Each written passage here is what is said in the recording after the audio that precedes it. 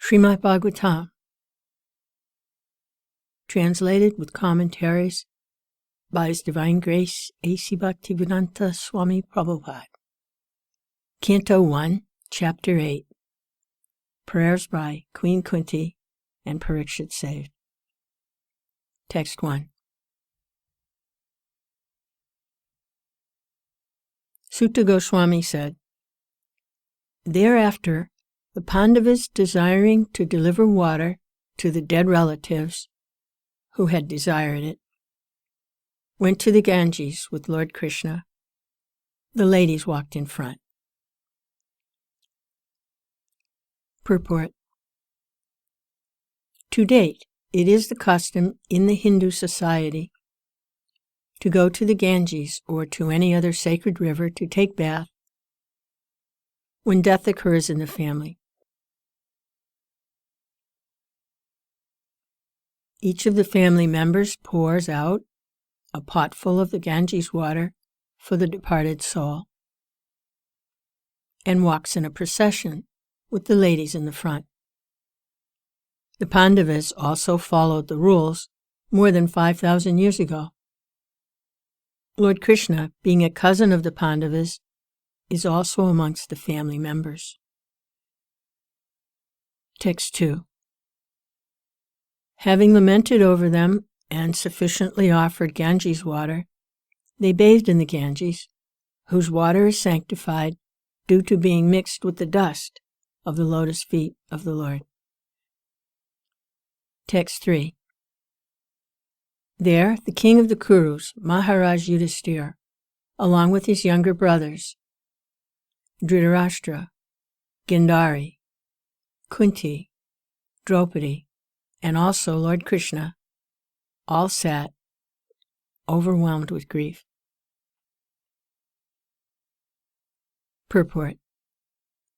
The battle of Kurukshetra was fought between family members, and thus all affected persons were also family members, like Maharaj Yudhiṣṭhira and brothers, Kunti, Draupadi, Subhadra, Dhritarashtra, Gandhari, and her daughters-in-law, etc.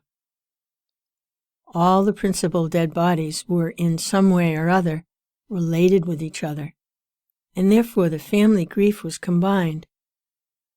Lord Krishna was also one of them as a cousin of the Pandavas and nephew of Kunti, as well as brother of Subhadra, etc. The Lord was therefore equally sympathetic toward all of them, and therefore he began to pacify them befittingly.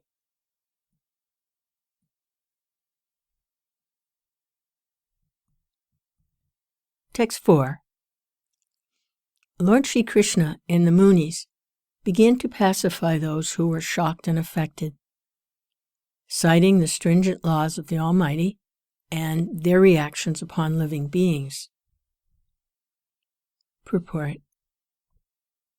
The stringent laws of nature, under the order of the Supreme Personality of Godhead, cannot be altered by any living entity. The living entities are eternally under the subjugation of the Almighty Lord. The Lord makes all the laws and orders, and these laws and orders are generally called dharma, or religion. No one can create any religious formula. Bona fide religion is to abide by the orders of the Lord. The Lord's orders are clearly declared in the Bhagavad Gita. Everyone should follow him only, or his orders, and that will make all happy, both materially and spiritually. As long as we are in the material world, it is our duty to follow the orders of the Lord, and if, by the grace of the Lord, we are liberated from the clutches of the material world, then in our liberated stage also, we can render transcendental loving service unto the Lord. In our material stage, we can neither see ourselves nor the Lord for want of spiritual vision. But when we are liberated from the material affection and are situated in our original spiritual form, we can see both ourselves as well as the Lord face to face. Mukti means to be reinstated in one's original spiritual status after giving up the material conception of life. Therefore, human life is specifically meant for qualifying ourselves for this spiritual liberty.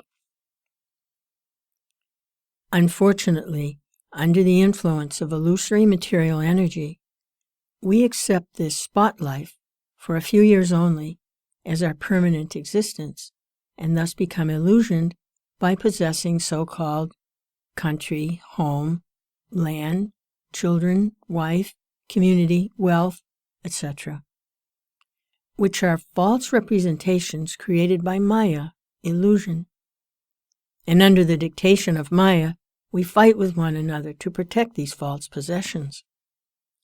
By cultivating spiritual knowledge, we can realize that we have nothing to do with all this material paraphernalia. Then at once we become free from material attachment.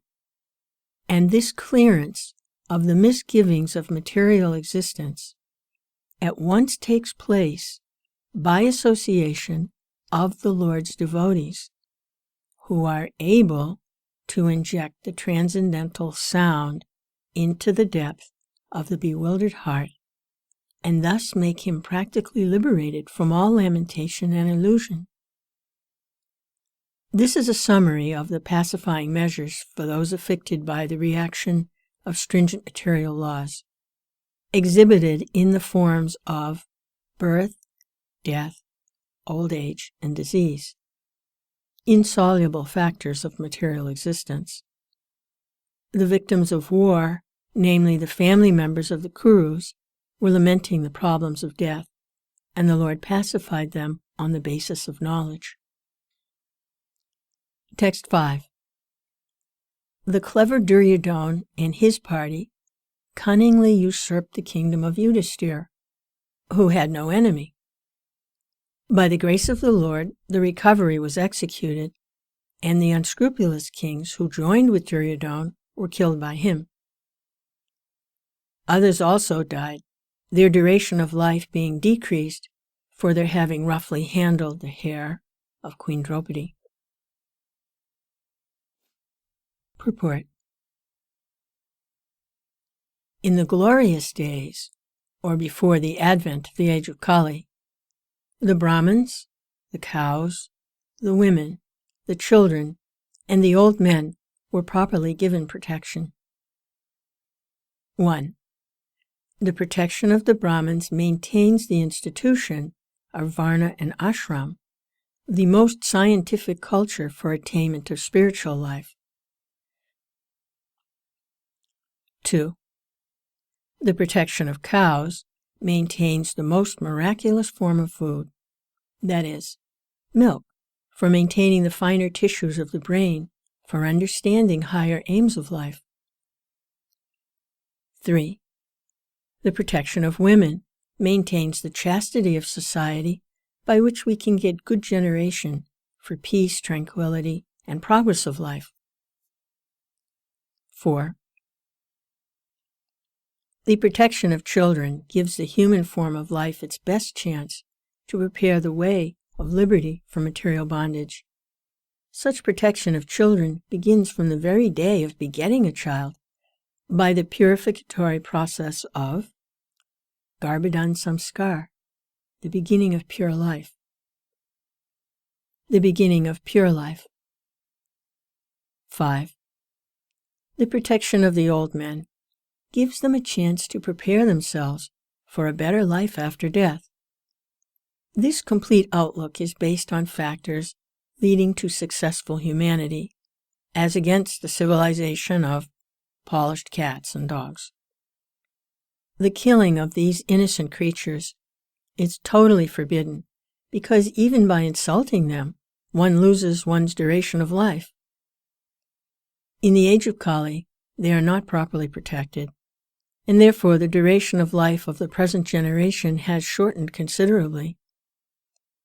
In the Bhagavad Gita, it is stated that when the women become unchaste, for want of proper protection, there are unwanted children called Varna Samskar. To insult a chaste woman means to bring about disaster in the duration of life. Dushasan, a brother of Duryodhana, insulted Draupadi, an ideal chaste lady, and therefore the miscreants died untimely. These are some of the stringent laws of the Lord mentioned above.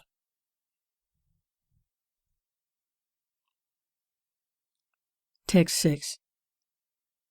Lord Krishna caused 3 well-performed Ashvamedha yagnas, horse sacrifices, to be conducted by Maharaj Yudhiṣṭhira, and thus caused his virtuous fame to be glorified in all directions, like that of Indra, who had performed 100 such sacrifices. Purport. This is something like the preface of the performances of Ashvamedha Yagna by Maharaj Yudhiṣṭhira. The comparison of Maharaj Yudhiṣṭhira to the King of Heaven is significant. The King of Heaven is thousands and thousands of times greater than Maharaj Yudhiṣṭhira in opulence. Yet the fame of Maharaj Yudhiṣṭhira was not less. The reason is that Maharaj Yudhiṣṭhira was a pure devotee of the Lord, and by his grace only he was on the level of the King of Heaven, even though King Yudhiṣṭhira performed only 3 yagnas, whereas the King of Heaven performed hundreds. That is the prerogative of the devotee of the Lord. The Lord is equal to everyone, but a devotee of the Lord is more glorified because he is always in touch with the All-Great. The sun's rays are equally distributed, but still there are some places which are dark always. This is not due to the sun, but to the receptive power.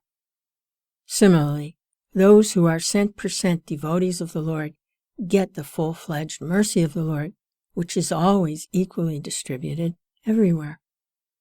Text 7. Lord Krishna then prepared for his departure. He invited the sons of Pandu, after having been worshipped by the Brahmins, headed by Srila Vyasadeva. The Lord also reciprocated greetings. Purport. Apparently, Lord Sri Krishna was a Kshatriya and was not worshipable by the Brahmins. But the Brahmins present there, headed by Srila Vyasadeva, all knew him to be the personality of Godhead, and therefore they worshipped him. But the Lord reciprocated the greetings just to honor the social order that a Kshatriya is obedient to the orders of the Brahmins. Although Lord Sri Krishna was always offered the respects of the Supreme Lord from all responsible quarters, the Lord never deviated from the customary usages between the 4 orders of society. The Lord purposely observed all these social customs so that others would follow him in the future.